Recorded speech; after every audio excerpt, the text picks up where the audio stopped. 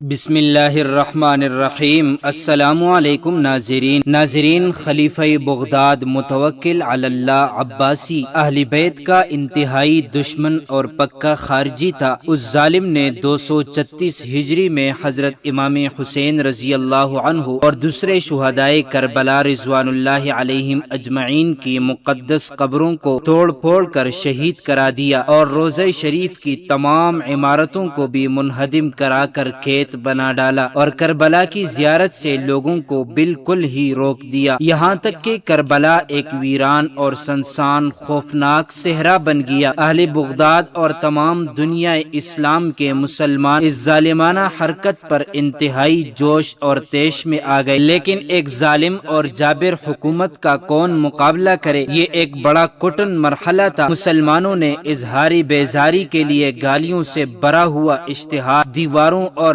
مسجدوں میں لگانا شروع کر دیا۔ شعراء نے حکومت کی ہجوم میں بڑے بڑے لرزخیز اور رقت انگیز اشعار لکھے، مگر اس ظالم خارجی حکومت پر کچھ اثر نہیں ہوا۔ اس دردناک واقعے کے بعد اس ظالم حکومت کے دور میں کیسے کیسے عبرتناک اور ہولناک اور ہلاکت آفریں قدرتی نشانات عذاب الہی بن کر نازل ہوئے، ان کے کچھ تفصیل سنیے اور جذبہ تحیر اور جوش عبرت میں سر دھنیے۔ نمبر 1، سن 238 ہجری میں رومیوں نے اس سلطنت پر یلغار کر کے شہر دمیاط کو لوٹ لیا اور قتل و غارت کا بازار گرم کر کے پورے شہر کو جلا ڈالا اور 600 عورتوں کو گرفتار کر کے سمندری راہ سے فرار ہو گئے۔ نمبر 2، 240 ہجری میں شہر اعلات والوں نے آسمانی فضا سے ایک ایسی قیامت خیز گرجدار چیخ سنی کہ بے شمار مخلوق خدا دہشت سے دھل کر مر گئی اور پورے عراق میں مرغی کے انڈے جتنے بڑے بڑے اولے پڑے اور بلاد مغرب کے 3 گاؤں زمین میں دنس گئے۔ استغفر اللہ۔ نمبر 3، 241 ہجری میں آسمان سے ٹڈیوں کی طرح رات کے اکثر حصے میں ستارے ٹوٹ ٹوٹ کر گرتے رہے اور اتنا بھیانک اور ڈراؤنا منظر نظر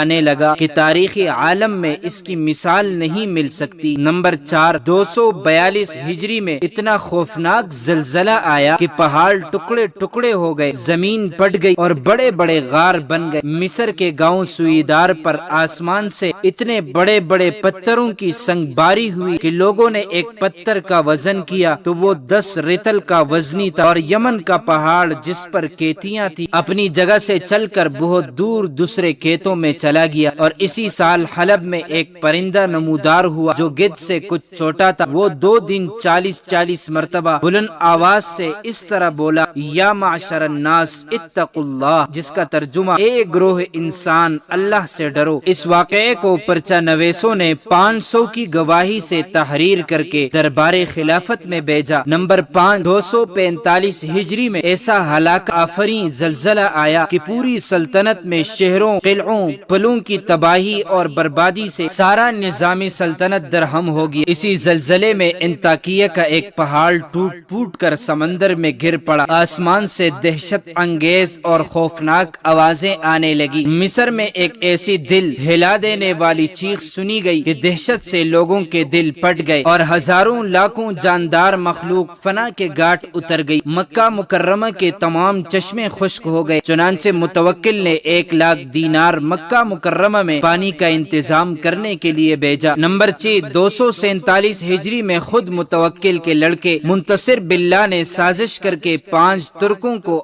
آدھی رات میں متوکل کے خلوت خانے میں بھیج دیا، اور ان ترکوں نے متوکل اور اس کے وزیر ابن خاقان کو ٹھیک اس وقت جبکہ وہ دونوں خلوت خانے میں لہو لعب کی مجلس گرم کر کے کیف و نشاط میں سرشار تھے قتل کر دیا۔ بحوالہ تاریخ الخلفاء صفحہ نمبر 241۔ پیارے ناظرین، یہ دل خراش تاریخی حقیقت آپ نے سن کر یقیناً محسوس کر لیا ہوگا کہ بنو امیہ کس قدر ظالم، شدت پسند اور دشمن اہل بیت میں سرشار تھے۔ اس سے معلوم ہوا کہ جو بھی اہل بیت کے ساتھ دشمنی کسی بھی جہت اور حیثیت سے کرے گا، اللہ تعالیٰ اس کو کسی نہ کسی صورت میں عذاب کے اندر ضرور مبتلا کرے گا۔ اللہ تعالیٰ ہمیں اہل بیت اور صحابہ اکرام علیہم الرضوان سے سچی محبت نصیب فرمائے، آمین۔ معزز ناظرین، امید کرتا ہوں آپ کو یہ ویڈیو اچھی لگی ہوگی۔ مزید معلومات کے لیے ہمارے چینل کو سبسکرائب کیجیے۔ اگر زندگی کے لمحات مزید باقی رہے تو آپ کے لیے ایک اور بہترین ویڈیو لے کر حاضر ہوں گا. تب تک